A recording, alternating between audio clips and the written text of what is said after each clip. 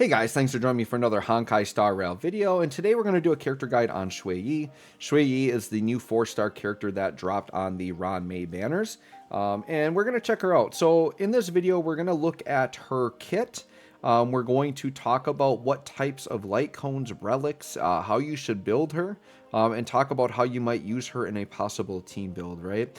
So what I'll say in general is Xueyi is a destruction character, but she fits the mold more of kind of like a follow-up damage dealer type of character. The general idea of her kit is that she's going to have a stacking buff that every time it stacks up to 8, she's going to do a follow-up attack, and it stacks by anytime a character deals weakness damage to an enemy. So what we're going to do before we look at her, because I don't have her fully built yet, right? So I'm going to pretty much demo her through the trial. We will look at her traces and her stats and stuff in the demo because she'll be mostly built up in there. So what I'm going to start with is we're going to go through the relics and the light cones. And what we are going to do is we are going to go into the data bank. And in here, it will be very easy to go ahead and look at the possible light cones and things that we can put on her, right? So let's go ahead and let's start with light cones. So for light cones, and what we can do is we can go to destruction. What's really nice is a very good light cone for her is probably this one, On the Fall of an Aeon. I would say this is probably one of her best light cones you could have. The great thing about this is a free-to-play light cone. So you get this from the Herta's Bond in the Simulated Universe shop. I have mine Super Imposition 5. So the way you get this is you have to pay 8 Herta's Bonds to buy it. And then you buy a different material that you use to superimpose it, and those each cost 2 Herta's Bonds. So you need, I think, a total of 18 Herta's Bonds to max it out, because I think you need 10 to buy the 5 superimpositions. Actually, you might only need 4 superimpositions, right? So it'd only be 8 of that. So yeah, you might only need 16, so 8 of each. 8 to get all the superimpositions, and then 8 to buy it. So this is a very good like 5-star free-to-play option that you could do, okay? Another one would be Under the Blue Sky. I think this one also could be very decent on her if you want to get that. It's just attack crit rate, like pretty standard like damage dealing things, right? The Moles Welcome You, I think, is another solid one you could pick. You gain basically stacks that give you more attack, right? The destruction ones are pretty easy. Like, it's pretty easy just to find one that you have, because if you're increasing attack or damage in some way, like, you're probably going to be okay on a damage dealer, right? There is another one called Nowhere to Run. Now, I don't have this one yet. This might be, I would have to double check, but this might be the Battle Pass one, because I don't know that I bought in the Destruction Battle Pass one. But there's another one where it increases their attack and then they get some HP as well, right? So those are some options, but I would say realistically, like if you're using Xueyi and she's going to be one of your main damage dealers, like just get this one for free from Simulated Universe and you're good to go, right? So next, let's go ahead and look at relics. And so relics for Xueyi, there are a few ways that you can go here. I would say for relics, Genius of the Brilliant Stars is probably where you want to go. If you're a quantum character and you are a damage dealer, this is probably what you want to go with. Because 1, you're increasing your quantum damage, and then 2, you get defense ignore. And if they are weak to you, which if you're using Xueyi, you want to be dealing weakness damage because that's what her kit is all about. You're going to get 20% defense ignore. So I think this is pretty easily the best set for her. Now, Xueyi, because she revolves around dealing weakness damage, breaking is going to be something that happens a lot. And then they kind of built her to work with Ron Mai a little bit because Ron Mai wants you to be breaking and dealing with break effect. So in theory, if you wanted to, you could, and if you know you're going to pair her with Ron Mai a lot, you could go with the break effect set and really focus on like a break type of setup, right? But otherwise, I would probably just go the quantum set, so that way she's just usable in any quantum setup. But if you're specifically using her with Ron Mai, you may want the break effect set, right? And then when we go into the ornaments, whoops, let me go back in here. Sorry, I just need to scroll down to the ornaments here. It's going to be kind of similar to Ron Mai, where if you wanted to, you could go with the Talia Kingdom of Boundary. This would be the break effect, right? And once again, breaking is definitely something that she's going to be doing. Otherwise, you go with the typical damage dealing set, right? So you could do like the space sealing station, I think is a very common one people are going to have, because I think this is from stage 3, which is one of the easier stages, but this is just like an attack speed type of setup. So I'd say this is a very safe one you could go with. Otherwise, you could go with like the what is it? I think this is the crit damage setup. I don't know if I'd go the crit damage setup because you got to make sure you can get a crit rate. But if you want to really focus on damage, I mean, you could go crit damage, or you could go with like a crit rate set. So like this would be one of the crit rate sets. I think any of those are fine for damage dealer, but I think just going general attack or focusing on break effect could be actually pretty good with her. So it's kind of funny because I talked about, you know, when I did my guide on Ron May, that break effect was kind of like one of the worst stats, and now here we've got two characters that actually kind of like break effect, right? Kind of crazy. So with that, that's kind of her best setup. So let's talk about teams with her really quick. So I'm going to show you, like, if you really are gunning for Xueyi, like, I will show you right now basically the team that you're going to want to set up. So let's remove. So to me, this is the ultimate team you're going to use Xueyi on. So let's get Xueyi. She's going to be down here at the bottom. So we're going to add her. If you have this team and you want to use Xueyi, this is what I would do. Well, let's see. Let's grab this. Now, not a lot of players will probably have this exact setup. But if you just went on Silverwolf, I think Lynx was on that banner as well. But this would be the mono quantum setup that I would try to use Xueyi on. And the reason why this is going to work so beautifully is because you're on mono quantum and you have Silverwolf. Silverwolf will always make sure the enemy has quantum weakness, because the way Silverwolf works is she's going to take an enemy and apply a weakness that the enemy does not already have that your party contains. Now, if my party has a bunch of different weakness types on it, or a bunch of different elements, and the enemies are only weak to one element I already have, then there's like a 1 in 3 chance I could get the element I want. Whereas if I build this mono team, Silverwolf is going to guarantee we always have weakness damage, which is good for Xueyi because Xueyi wants weakness damage to get her stacks up, and it's going to help you do a lot of damage. So this would be what we'd call like a duo DPS build, because Sela is still going to be like your main DPS here, but Xueyi now would be like a secondary or a supplementary DPS that you can run. But that's really the main setup I would use. Now, you definitely could do a team setup where, let's say you know the enemy's weak to quantum, then you could swap Silverwolf with like Ron Mai, and definitely go that route. Or if you want to try using Xueyi as the main damage dealer, you could take out Sela and you could put Ron Mai there, because I think Ron Mai would pair very well with Xueyi. It just depends on, like, I don't know if Xueyi is going to do enough damage though to be like your main damage dealer, but we'll see. We'll use her in the trial and kind of see what her damage is looking like there. But I think you almost have to use her as a sub DPS and still have a main DPS with her. But I would say this would be the ultimate Xueyi setup there if you want to build a team with her, right?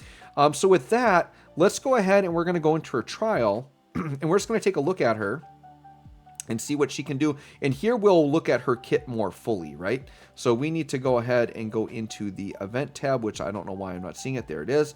We're going to go into aptitude showcase and we are going to find Xueyi, which is right here.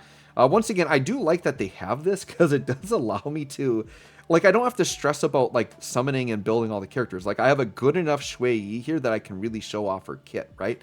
So let's just jump in and look at her here. Now that we've got her, you know, she's level 80. Her traces, you know, they always have them at level 8 traces for these. And then for light cone, they usually give them, yeah, and they gave her her best light cone at level 5, but it's a free to play. So that's the other thing too, is like you can look at this and they're going to give you a pretty good idea of how to build. So they did give her the crit rate ornament, but once again, you could go more the break effect one and I think you'd be fine, or space healing station. But yeah, the crit damage, crit rate, or attack ornaments are all going to be fine. You kind of choose your own preference, but they did give her the quantum set there, which is very good. Now, when we look at her abilities, let's look at what Xueyi actually does, right? Basic attack just does attack, nothing too crazy there. Her skill, it deals quantum damage scaled off of her attack and quantum damage equal to her attack to adjacent enemies. So this is why, like, instead of maybe crit rate or crit damage, you might just want to lean attack, because like this is scaling 2 times off of her attack, right? And typically when you're looking to build a character, look in their kit and what do their skills scale off of, right? An example is March 7th gives you shields scaled on her defense. That tells you defense is a stat you want to give March 7th, right? Lynx will heal scaled on her HP. That tells you I want to do HP. Well, here we are. Here's a skill that scales off of attack. It tells you you want to probably dump a lot of attack into Xueyi, right?